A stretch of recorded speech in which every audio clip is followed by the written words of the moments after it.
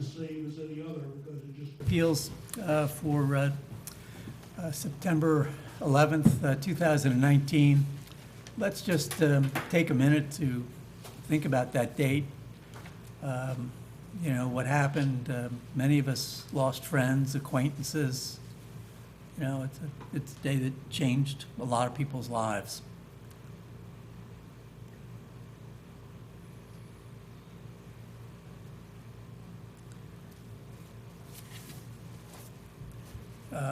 So this evening, we've got a continuation of a meeting of an application on 58 Northfield Avenue.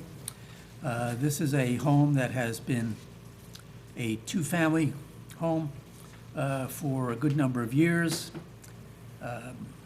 It got re-rated as a single-family home in the when the assessment was done because it technically was a one-family, even though two families had been living in it for a number of years, and they are seeking a use variance to go back to two-family.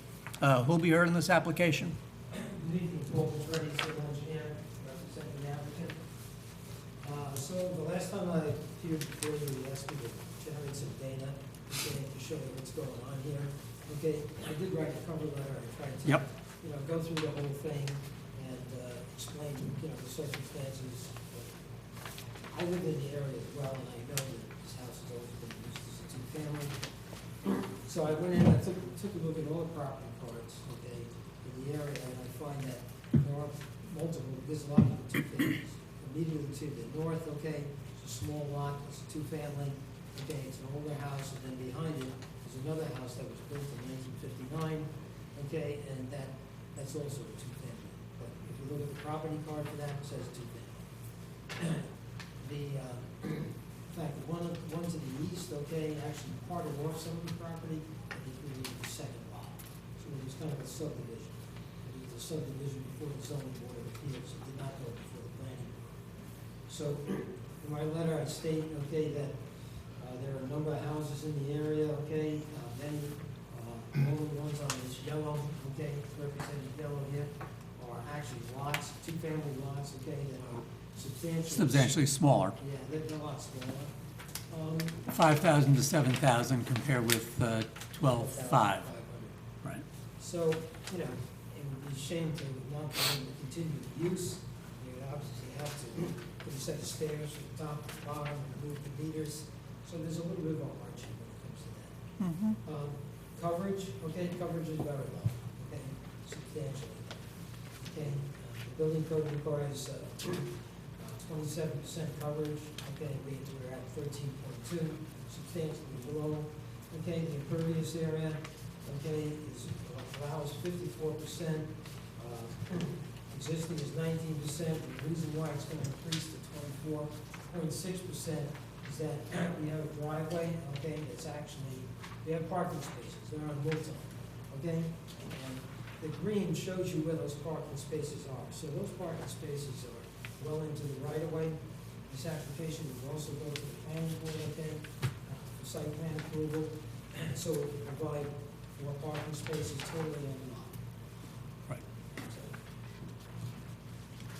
So, Are the parking spaces before us on this application? no, it's just that I want to demonstrate that what we're going to do, if they granted the variance, we go to the planning board, we're straighten out the parking situation, shouldn't be parking that much out into the right-of-way. Right. Okay, and it'll also. That's a much safer solution. It'll open up the street too, in case they want to widen the street down the future. Well, correct me if I'm wrong. My recollection of the 2005 action on in the property here that you cited as sort of a precedent was that the issue before us was different. We were not considering whether you could have a two-family house in a one-family zone. We were looking at a lot that was sized to handle two houses, and we approved the creation of a second house on a lot that was 5,000 square feet. So we're not really using that as a precedent for anything here. The issue that concerns me here is a spot zoning issue. We're not zoned for two-family. That's this issue. So the 2005 just for the record, would not be a precedent that would be able to support an action here. This is a completely different action. Let me add to that, Paul. So I didn't have an opportunity to appear last time. I did listen, so if you could speak into the mic when you're speaking, since it was hard to hear you sometimes on the television. But I want to remind my fellow members that this is a use variance. So I just want to read into the record what the requirements were. I know you Yep. touched on them, but we have to show that all four are met. And as Bruce said, the application that you referred to was an area variance, is my recollection. So you have to show that the applicant cannot realize a reasonable return, provided that lack of return is substantial as demonstrated by competent financial evidence. So it has to be a reasonable return, not that it's less, but that you can't make a reasonable return. The second is that the alleged hardship relating to the property in question is unique and does not apply to a substantial portion of the district or neighborhood. That the requested use variance, if granted, will not alter the essential character of the neighborhood, and that the alleged hardship has not been self-created. So with respect to the last two, I think the Chairman asked you for information that goes to the essential character of the neighborhood, and you've come to that, but maybe I was having a hard time hearing it. I haven't heard how the alleged hardship has not been self-created, even if it's been a continuing use, and how there is going to be a substantial financial harm. So maybe I missed that in the last hearing, but if you could just address that. So let me. And if you could speak into the microphone so that Let me this. take on the issue of, okay, will it alter the character of the area? Okay, I think what I've done is demonstrate that it shouldn't, okay, wouldn't, okay. There is a three-family immediately across the corner, okay, there's a two-family off, of course, right across from it, there's another two-family, okay, immediately to the east, on the end of Wood Avenue, there's another two-family, behind there's a two-family. And then also, okay, heading on Northfield Avenue downtown towards Clinton Avenue, towards Blanchard, okay, there's two houses in there, substantially smaller, so my feeling on this matter is that because there's a lot large, okay, the house is not a moving house, it's on a large lot, okay, it's been pretty much known that there were two families, and it wouldn't alter the character of the neighborhood. I mean, I live there too, so I have an understanding. I live next to a two-family, it's smaller, it's a little bit larger than my lot, so I don't think this really, in terms of use, it stands out as a sore thumb. I think it looks like a two-family, and it's been used as a two-family, so. But the problem is it's a two-family, and those are all two families in an area that's zoned as a one-family. Yeah. So that means everybody in that whole community, it doesn't mean that. It's just problematic from a legal standpoint. I mean, just because everybody's jaywalking doesn't mean that jaywalking is permissible, even though we might do it. It's just that, it's just. It's really why I understand your point about what's in the area, but I asked you to address two other points. One is that there's not a reasonable return that could be had from the property if it was zoned as a single family. Okay. You're saying it could be less of a financial return, but that's not an unreasonable return. And the other part is how is this not a hardship that's not been self-created? Because you've indicated that it was a mother-daughter, and then they just went ahead and they started utilizing it, illegally as a two-family. So maybe it's gone on for years, as I understand from what was said at the last time, and I understand there's no violations on the building, it's not in disrepair, is my understanding. Correct. So, but it still seems to be a self-created Well, situation. self-created means, okay, exactly what you said, self-created, but I think what really would happen here is the father missed the opportunity, okay, way back when, okay. It says on the property card, so he probably assumed, I know who it was, okay, and he wasn't sharp enough, okay, to say, okay, listen, maybe I should walk in and get this changed to two-family, Right. without any question, okay? And I remember the house was built, there when the house was built, okay? And it's always been a mother-daughter, okay? And then, I guess the finances, okay, created a situation where they went to rental, okay? Personally, okay, this is my personal opinion, I live in the area, my taxes have gone, I don't think they really can get a good return on this, okay? I think $21,000 a year taxes, okay? I mean, I have a rental in the area, in that area. My taxes are starting to push me, okay, to sell that rental house I have.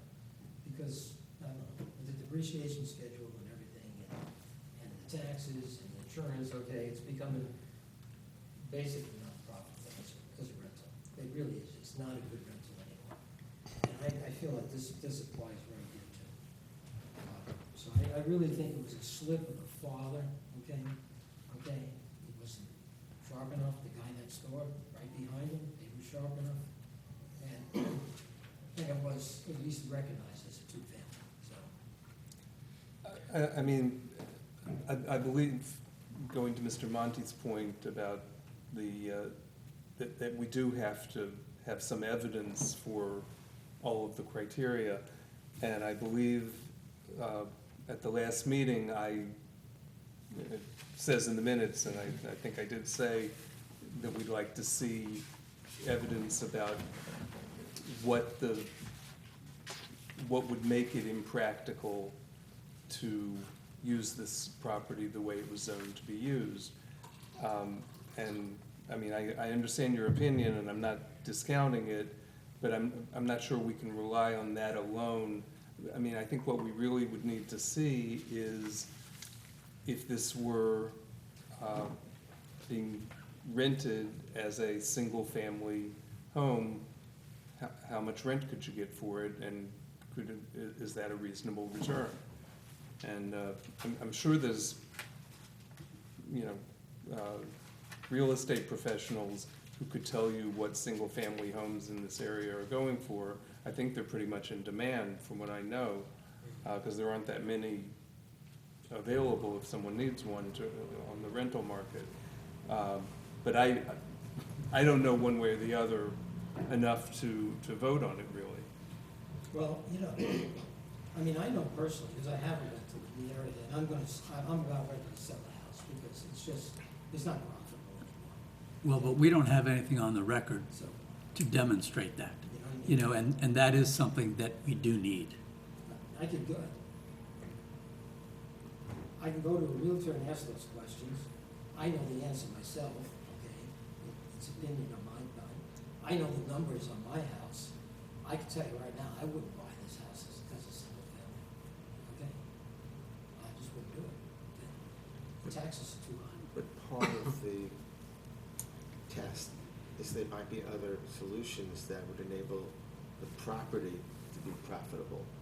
I mean, it is a large property, and the house does not take up, you could subdivide, you could do. Let's go into this, because the woman came to me about 8 years ago, and she kept coming to my house and saying, "Oh, I want you to subdivide this."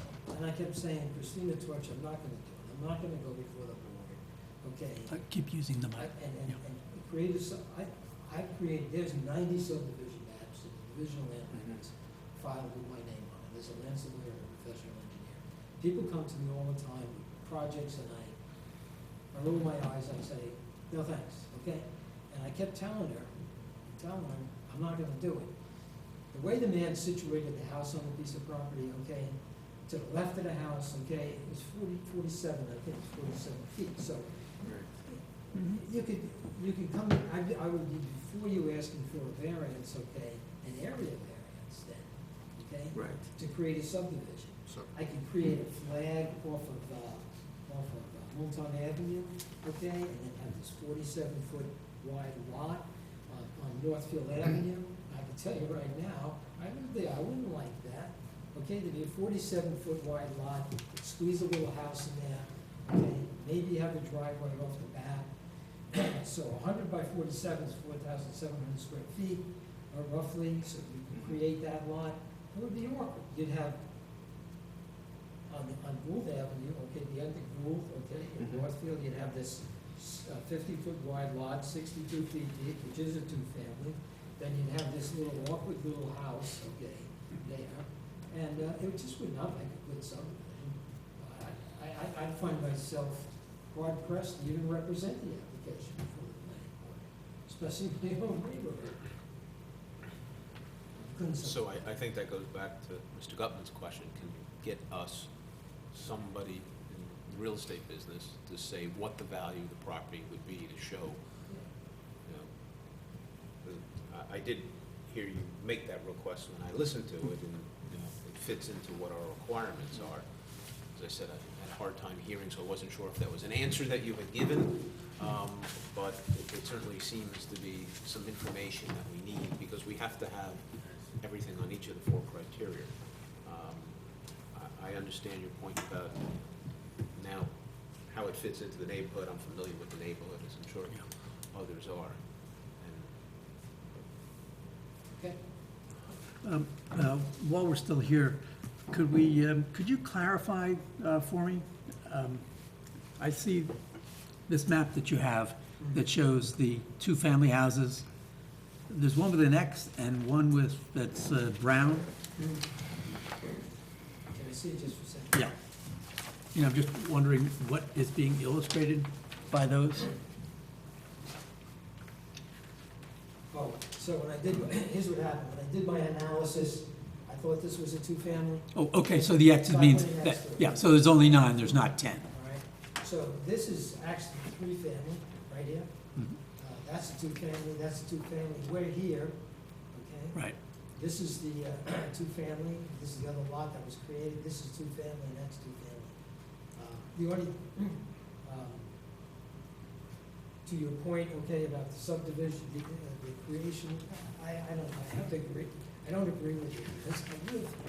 They created this lot, they created an area variance. I could probably- Yeah, but area variances and use variances are, I know, are different in terms of the last hurdle. point, okay, I think that I'm gonna have to demonstrate to you is go to a realtor and say, okay, give me some information. I think that I'm correct relative to my own personal experience, okay? It's just not. let me just ask one of the questions, picking up on what, are all of these lots legal two families? Yes. None of them Well, Ed's saying they were all legal. And is that because they were grandfathered in? Yes. So these were all grandfathered. So are there any others in this neighborhood, going to Mr. Gambos' concern about spot zoning, that are right now, to your knowledge, illegal two families, homes that are being used as two families, where this may become a number of other applicants will be coming before us to say. Not that I know of. Convert them. You see, and Paul's getting to my concern. My concern is, we have one set of criteria and an ability to do an area variance. We have a different set of criteria for use variance. And there's a third thing, which I wouldn't want to encourage, which is to have everyone who is currently a one-family decide that I can make more money by making my one-family house also a two-family, just like the others did, so that you have now a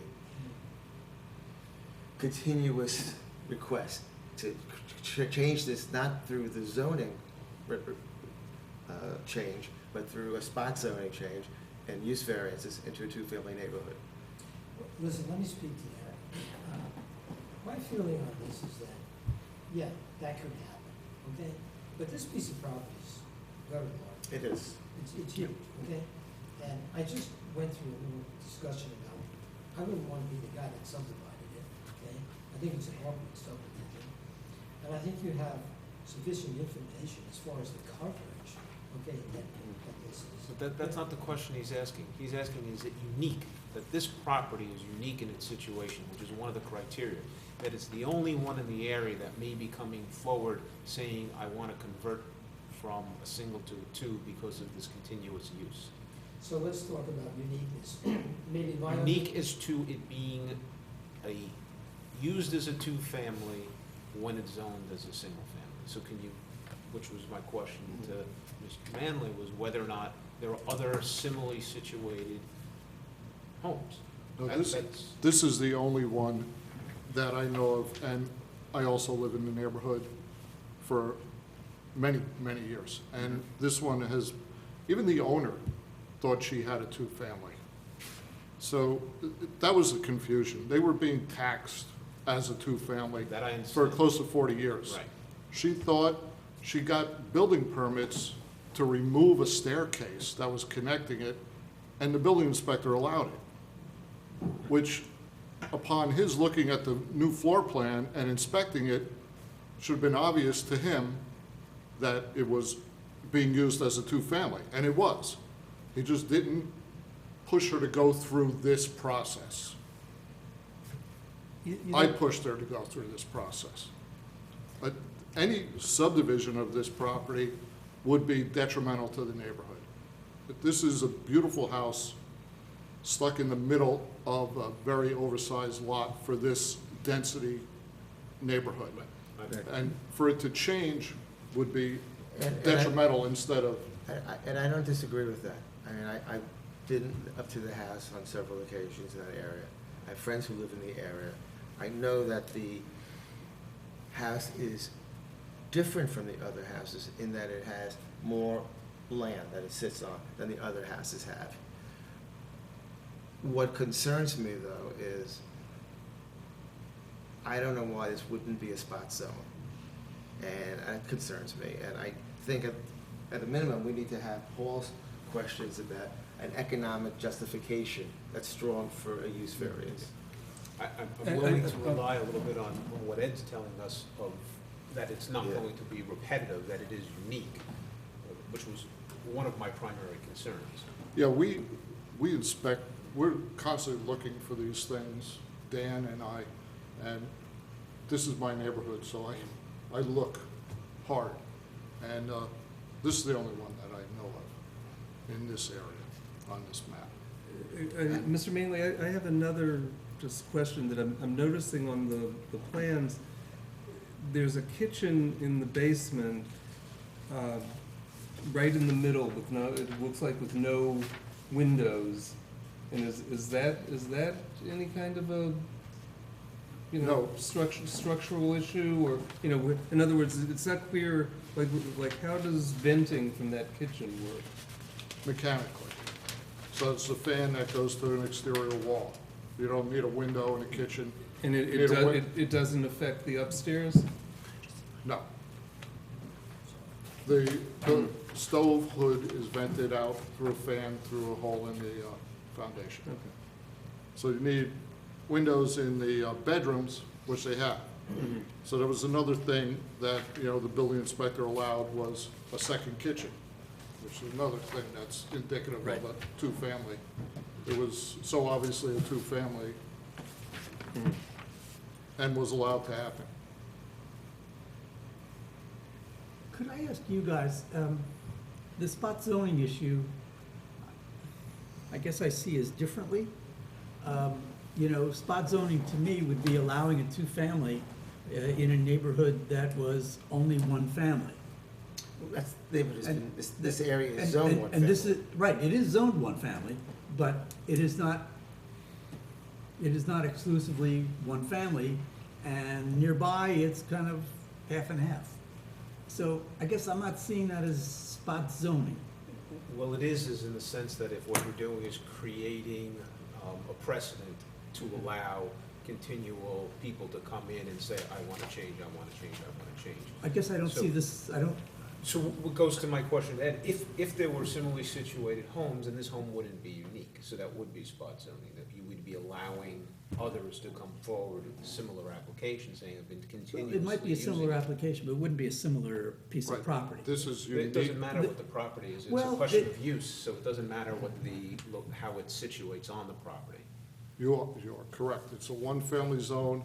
This is, I think of it more as a legalization of a two-family use in a one-family zone. Because we're not building a new two-family, that would definitely be spot zoning. This is more of a legalization. Yeah. And if in the decision, you know, it was stated that one of the reasons that this would be approved is because of the lack of change of density with the oversized lot. So anyone coming forward and saying, I want to do this too, it's like, well, do you have a over double-sized lot that And could have been continuity of use. subdivided into two one-family houses? No, you don't. You just have a regular sized lot that you want to stick another family in the basement. That's not the same It use. wasn't until you answered one of Paul's questions that it became clear to me that all these two families weren't illegal adaptations after the one-family zone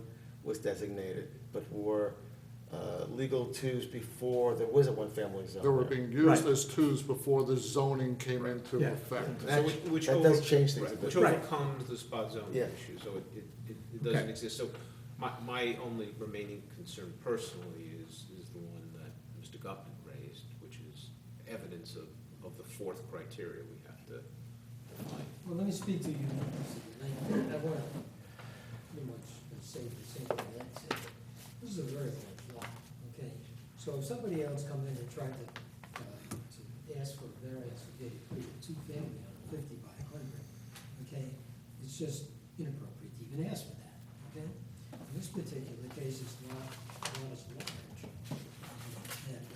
And so, and behind it, the one that was built, immediately behind it, that was built in 59, this was built in 57, okay?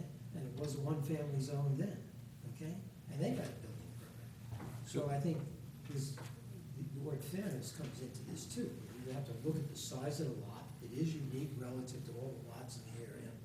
I don't know a lot in the area that you could do this with. The uniqueness doesn't have to do with the character of the neighborhood and the use variance, it has to do with the hardship. So it has to be a unique hardship, which is what we've been discussing. So how it looks and what the size of the lot has nothing to do with a use variance. It's the uniqueness of the hardship, which I think has been addressed. To utilize it to the best of its potential, you would have to raise this house, throwing away $800,000 worth of home, and build, And build two. subdivide and build two Two new new separate houses, which is doable, but the cost would far exceed, the value. I think if this house goes for 800,000, the taxes are gonna go to 27,000, and it's just still gonna, it's just not going to work. I'll try to do the math, I'll get a realtor to do that, but that's my opinion, okay? I know this business too. You're gonna create a $30,000 tax bill if you did that. Well, Then you'd have two houses, okay, and I lived there too, okay? You'd have two houses with driveways out onto Northfield Avenue. So the subdivision routine is not good. Not good. Not good for the standpoint of somebody like myself that lives there. well, but we don't need opinions on record, we need facts on record. And so to do calculations like that, that's really what we need. Yeah, we need remember, at least I'm concerned of creating the precedent. So I'd like to have a record that's complete if we were to grant the application. Yeah, I guess I get less concerned about precedents in that most properties in Dobbs Ferry are so different. Not when it comes to use variances, I disagree. Use variances, it really doesn't matter what the lot size is. You're changing the use from what the zoning permits. Right. It's all that matters.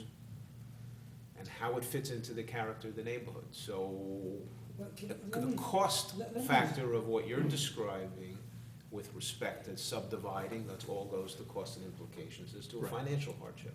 Right. So I think we're looking at a different criteria, which is why maybe I'm saying we need to have something which shows this, because I am concerned that, and it doesn't just have to be in this neighborhood, it could be in other neighborhoods where people come forward and say, I've been using it continuously, notoriously as a two-family, I want to change it. And it could be next to you. Because it would not matter what it does, because in fact, if it's unique and it's only one, that's a good reason to do it, because it's unique. It's a unique hardship. So if your next door neighbor has had a tenant that you didn't know about, they'd fit into it unless you went through these criteria. So that's my concern, not just for this neighborhood. Right. Not to belabor this application. I kind of disagree with Uh, that. Well, Yeah, you know, it's just, to me, okay, it is unique, okay, and I don't know how uniqueness is tied to use, okay? It's to the hardship. So in a use variance, the law says that you have to demonstrate it, that it's a unique hardship, which I think you've explained to us at that point. I'm not looking for anything further on that. It's the first point, Yeah. reasonable return. Right, That's the standard. right. yeah, I mean, the truth is, I think if you could show us evidence that you can't obtain a reasonable return on this property without, If you could The variance is- substantiate what you just it- told us it- as a renter in the neighborhood, I Right. would think, right? If that was substantiated by something other than your opinion, I think that goes to proving that you can't achieve a reasonable return. At least that was how I would.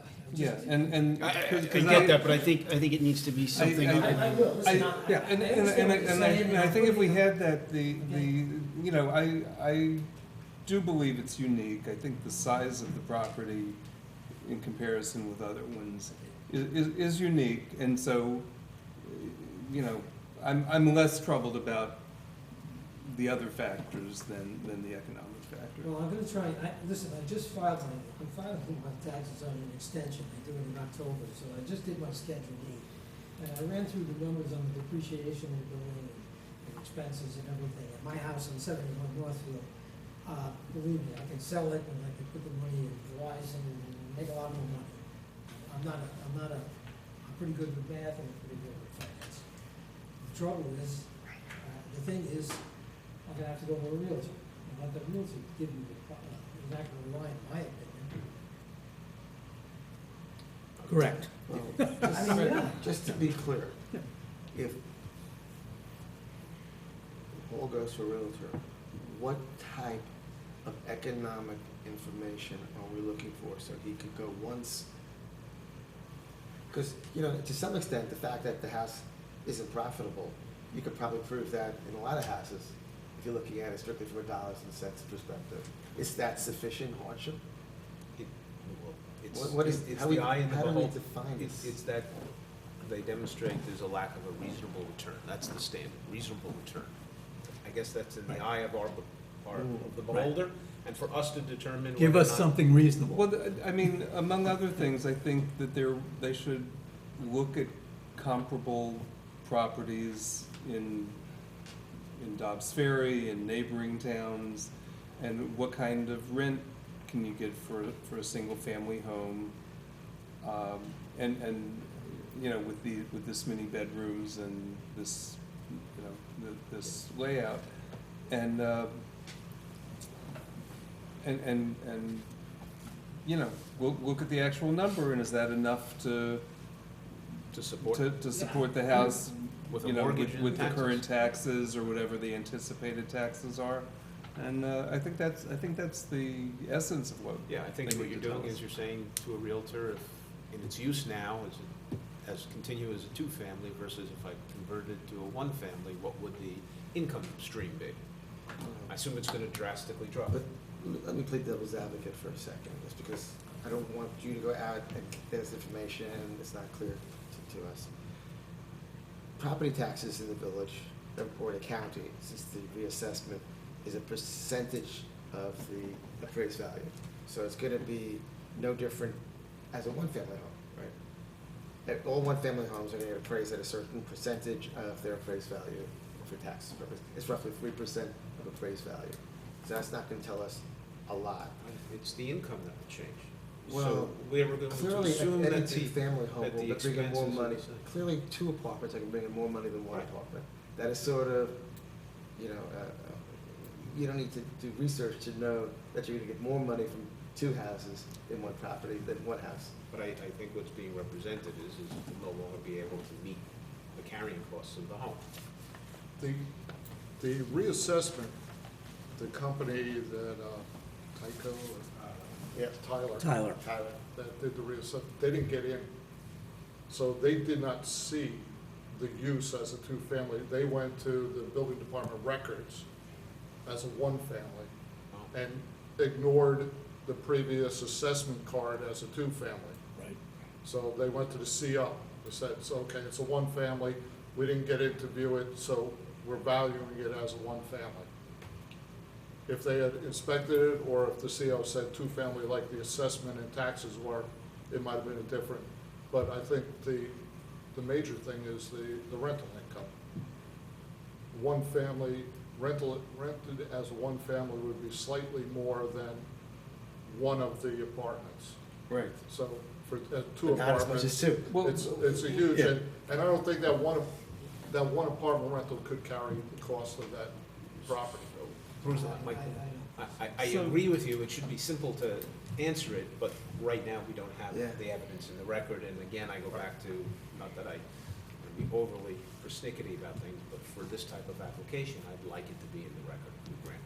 Yeah, and if it is what you say, you know, if someone comes in and says that and The point we shows all assume it's some there. documentation You for need a it, realtor.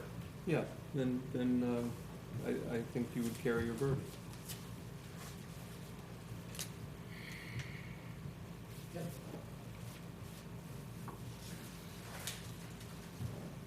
Okay, so we'll see you next time. Well, I move to adjourn. Move to adjourn. Without closing the hearing.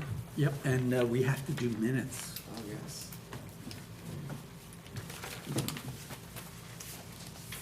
And I first have to find my minutes. Here we go, draft minutes. For the July 10th meeting. That's-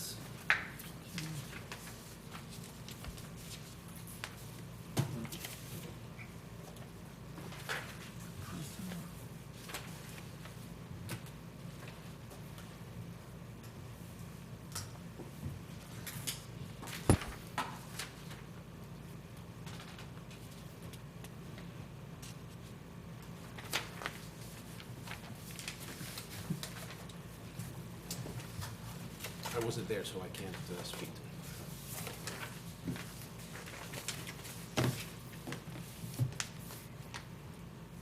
Looks correct.